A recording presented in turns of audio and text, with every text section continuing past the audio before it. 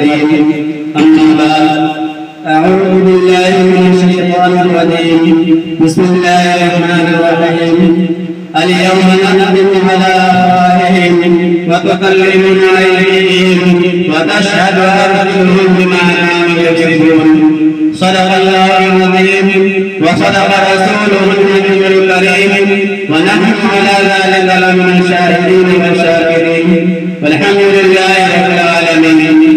میرے محترم بزرگ دوستوں، میں نے جو آیت کریمہ آپ حضرات کے سامنے تلاوت کی ہے، یہ آیت کریمہ ہم سے کیا کہنا چاہتی ہے؟ اللہ تبارک و تعالی اپنے بندوں سے کیا ارشاد فرماتا ہے؟ میں مختصر انداز میں آپ حضرات کے سامنے اس کی وضاحت کرنا چاہتا ہوں کہ کل قیامت کا دن ہوگا، میدان محشر کا دن ہوگا.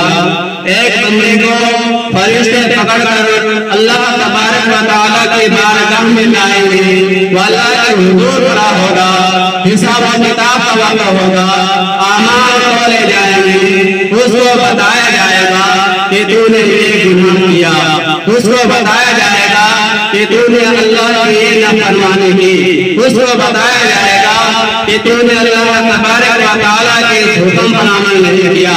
تیرا یہ بھی گناہ ہے، تیرا یہ بھی گناہ ہے، تیرا وہ بھی گناہ ہے، تیرا وہ بھی گناہ ہے.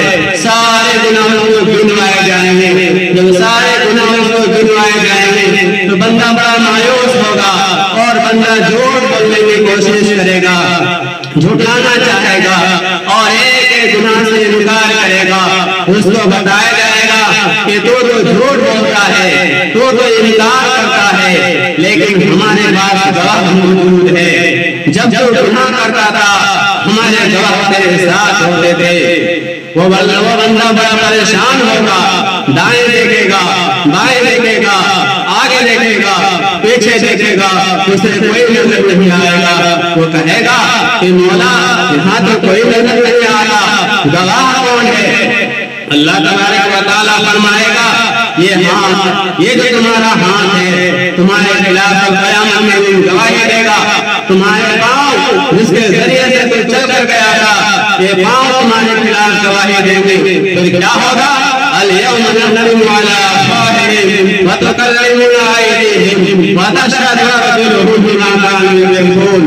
منہ بند کر دی جائے گی، منہ پر مہر لگا دی جائے گی، زبان بند کر دی جائے گی. اليوم نختم على أفواههم، منہ بند کر دیا جائے گا. پھر کیا بولے گا؟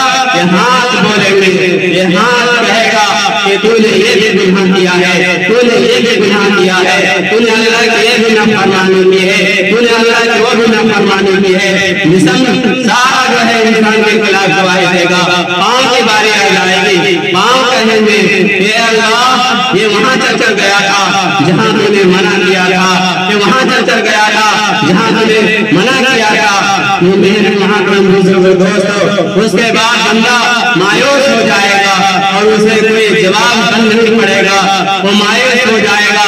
اللہ تبارک و تعالیٰ جو ہے فرشتوں کو فرمائیں گے اس کو پکڑو اور جہنم کی طرف لے جاؤ. فرشتے اس کو پکڑ کر جہنم کی طرف لے جا رہے ہوں گے.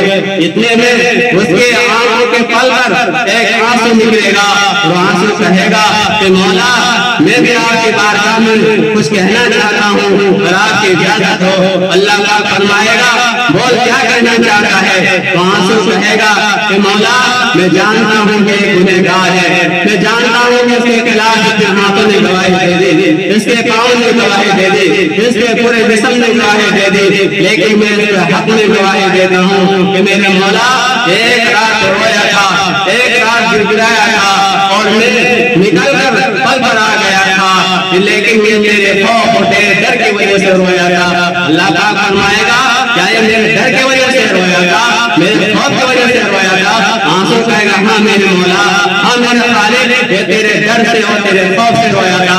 اللہ تبارک و تعالیٰ فرشتوں سے فرمائے گا کہ فرشتے اس کو جہنم کی طرف نہیں اس کو جنت کی طرف لے جاؤ، کیونکہ اس کے پاس وہ آنسو ہے جو میری یاد کے اندر نکلا تھا. میرے محترم بزرگ دوستو، اللہ کے خوف میں ایک آنسو نکلا ہوا اللہ تبارک و تعالیٰ کی بارگاہ میں مقبول ہو جاتا ہے۔ اس لیے ہم سب کو اپنا محاسبہ کرنا چاہیے کہ آخرت کے اندر کھڑے ہونے کے لیے ہم نے کیا تیاری کی ہے۔ دنیا کے اندر اللہ تبارک و تعالیٰ نے کہہ دیا یا ایھا الذین آمنوا اتقوا اللہ وانظروا کہ تم اپنا محاسبہ کرو، اپنا حساب کرو اور اس دن کے لیے تیاری کرو جس دن اللہ تبارک و تعالیٰ پوچھے گا کہ میرے بندے بول کیا لے کر آیا ہے، کیا عمل کر کے آئے ہو، اس وقت ہم کیا جواب دیں گے۔ اللہ تبارک و تعالیٰ سے دعا ہے کہ ہماری چند باتوں پر عمل کرنے